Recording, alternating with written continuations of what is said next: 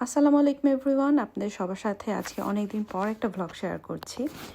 এই সামারে গিয়েছিলাম হচ্ছে নেদারল্যান্ডের গিথোর্নে, আর সেখানকার একটি ব্লগে আপনাদের সাথে আজকে শেয়ার করব।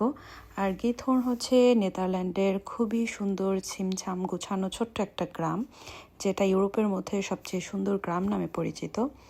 সো এখানে একটু ভিন্নতা রয়েছে, সেটা হলো যে অন্যান্য গ্রামের চাইতে এখানকার ভিন্নতা হলো এখানে পাশ দিয়ে বয়ে গিয়েছে বিশাল বড় নদী, আর এই গ্রামের মাঝখান দিয়ে ওদের যোগাযোগের প্রধান এবং অন্যতম ব্যবস্থা হচ্ছে সেতু আর হচ্ছে নৌকা। কারণ প্রত্যেকটা বাড়ির মাঝখান দিয়ে নালা বা খাল এরকম বয়ে গিয়েছে, কারণ নদীর কারণে এখানে আসলে অনেক বেশি পানি, সবসময় পানি থাকে।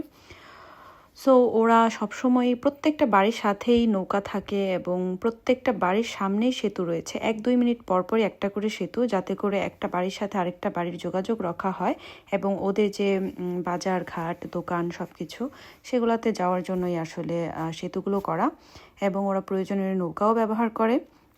আর বাড়িগুলো এত সুন্দর করে সাজানো গোছানো, যেহেতু সামার টাইম, এই টাইমটাতে অনেক বেশি ফুল থাকে চারপাশে, একদম সবুজ, আর হচ্ছে আকাশটাও অনেক সুন্দর। তো খুবই ভালো একটা ওয়েদার পেয়েছিলাম সেদিনটাতেই আমরা গিয়েছি। আসলে সাধারণত আমরা হচ্ছে আপনি যদি যেতে চান তাহলে সামার টাইমটা আমি মনে করি বেস্ট, তবে এপ্রিল থেকে জুনের মধ্যে গেলে অনেক বেশি ভালো একটা ওয়েদার পাওয়া যায়। আর এখানে একটা ব্যাপার রয়েছে, এখানে আসা যত পর্যটকরাই রয়েছে তারা সবাই কিন্তু এখানে নৌকায় উঠতে চায়। সো এখানকার নৌকাতে ওঠার জন্য একটা টিপস আপনাদের সাথে শেয়ার করি, সেটা হলো নৌকা যদি আপনি নিতেই চান তাহলে ওদের যে মার্কেট প্লেসটা ওখান থেকে নেবেন। তাহলে কি হয় যে 2 ঘন্টায় যে টাকা দিতে হয়, আপনি যদি একদম সামনে থেকেই নিয়ে নেন গ্রামের ভেতর থেকে, তাহলে ওখানে 1 ঘন্টাতেই সমান পরিমাণ টাকা দিতে হয়। সো 2 ঘন্টা নিলে আপনি একটু বেশি টাইম থাকতে পারবেন। তবে মার্কেট প্লেসের ওখানে আসলে প্রচুর প্রচুর মানুষ থাকে, যেহেতু এটা সিজনাল টাইম। আর যদি আপনি অফ সিজনে যান সেক্ষেত্রে হয়তো বা কিছুটা ছাড় পেতে পারেন। সো এখানটাতে হচ্ছে অনেক অনেক পর্যটক, এবং সামার টাইমে তো অনেক বেশি। বিশ্বের বিভিন্ন দেশ থেকে এখানে পর্যটক আসে এবং সবাই নৌকাতে চড়তে চায়, যে কারণে এখানে নৌকাতে ওঠার পরেও আসলে খুবই ফানি ফানি ঘটনা হচ্ছিল, এক নৌকার সাথে আরেক নৌকার গোতাগুতি। এবং এই খালগুলো আসলে এতই ছোট যে একসাথে 2টা নৌকা একসাথে পাস হতে পারে না। সো এইগুলার মধ্যেও আসলে বিভিন্ন কালচারের বিভিন্ন দেশের মানুষ হচ্ছে এখানে ঘুরতে এসেছে, তো সবাই খুব হাসাহাসি করছিল এটা নিয়ে। কিন্তু এখানকার মানুষগুলো এত ভালো, এতটাই তারা অমায়িক যে তারা এখানে পর্যটকদের জন্য সুন্দর ব্যবস্থা করে রেখেছে। সব সময় প্রত্যেকটা বাড়ি ছিমছাম গোছানো, এবং তার পাশ দিয়ে প্রত্যেক দিন আপনি চিন্তা করেন যে বছরের 365টা দিনই যদি পর্যটক থাকে একটা বাড়ির সামনে দিয়ে, তাহলে তাদের যে নিজস্ব জীবন সেটা কিন্তু একটুখানি হলেও আসলে ডিস্টার্ব হয়। কিন্তু তারপরও ওরা এটা নিয়ে ওরা আসলে সবসময় হ্যাপি থাকে, এবং আপনি ওদের সাথে যখন কথা বলবেন তারা হেসে হেসে আপনার সাথে কথা বলবে, এবং তারা হয়তো বা হ্যাপি যে সবাই এই এলাকাটা এত বেশি দেখতে আসে।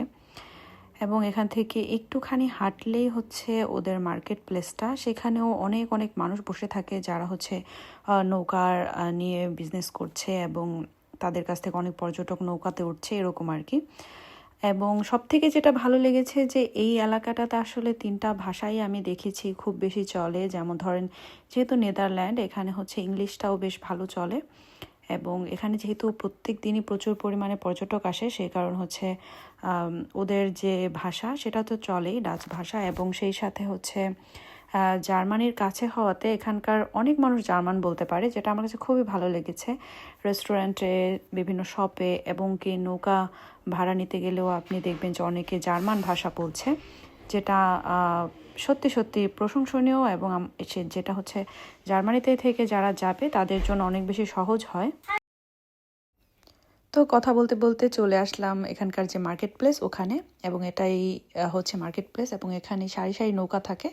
আপনি চাইলে 2 ঘন্টার জন্য বেশ একটু কম প্রাইসে নৌকা পেয়ে যেতে পারেন, এবং অবশ্যই চেষ্টা করুন ভালো ওয়েদারে আসতে, যেহেতু প্রচণ্ড ঠান্ডা থাকে আসলে পানির মধ্যে, তো আর একটু বেশি ঠান্ডা লাগে। এবং সব সময় চেষ্টা করবেন আসলে এপ্রিল থেকে মে জুন এই টাইমের মধ্যে আসতে, তাহলে সবথেকে ভালো ভিউটা পাবেন।